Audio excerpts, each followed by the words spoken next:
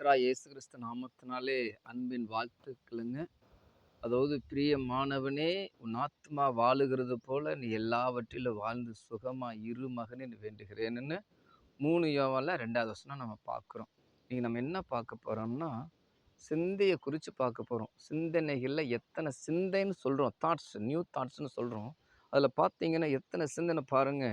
அதாவது சங்கீதம் 66 சங்கீதம் 18 வசனம் சொல்லுகிறது. சங்கீதம் 66 சங்கீதம் 18 சொல்லுகிறது, அக்கிரம சிந்தை.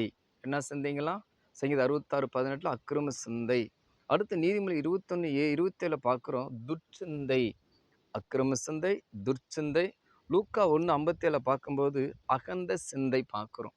என்ன சிந்தைங்களாம்? அகந்த சிந்தை. அக்கிரம சிந்தை, துர்ச்சிந்தை, அகந்த சிந்தை. லூக்கா 1:51. அதே மாதிரி எபேசியர் 4வது அதிகாரம் 17வது வசனம் பார்க்கும்போது, எபேசியர் 4வது அதிகாரம் 17வது வசனம் பார்க்கும் பொழுது வீணான சிந்தை. அப்புறம் பார்க்கும்போது 1 தீமோத்தேயு 6வது அதிகாரம் 5வது வசனம் போகும்போது கெட்ட சிந்தை இல்லைங்களா? அதே மாதிரி ரோமர் 8வது 6வது வசனம் 7வது வசனம் பார்க்கும்போது மாம்ச சிந்தை. இப்படியே பார்க்குறோம், சிந்தனைகள் உள்ள சிந்தை பார்க்குறோம். ஆனால் இன்னொரு சிந்தை பாருங்க, தாவீது சொல்றாரு சங்கீதம் 19 சங்கீதத்தில் 113வது வசனம், 119 சங்கீதத்தில் 113வது வசனம், தாவீது சொல்றாரு, நான் வீண் சிந்தனைகளை வெறுத்து உமது வேதத்தில் பிரியப்படுகிறேன். நீங்களும் நானும் வேதத்தில் அவ்வளோ பிரியமான சிந்தையாக நமக்கு இருக்கணும்.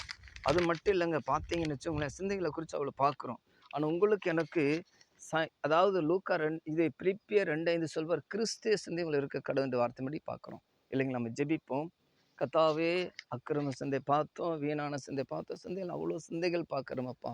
ஆண்டவரே, ஒவ்வொரு வாலிப சகோதர சகோதரிகளுக்கு, முதியோர்களுக்கு கர்த்தாவே பிலிப்பியர் 2:5 சொன்னது போல கிறிஸ்துவ சிந்தைகள் இருக்க கடவுள் வார்த்தைப்படி சிந்தனைகள் ஆண்டவரே இன்னும் பெருக உதவி செய்வீராக.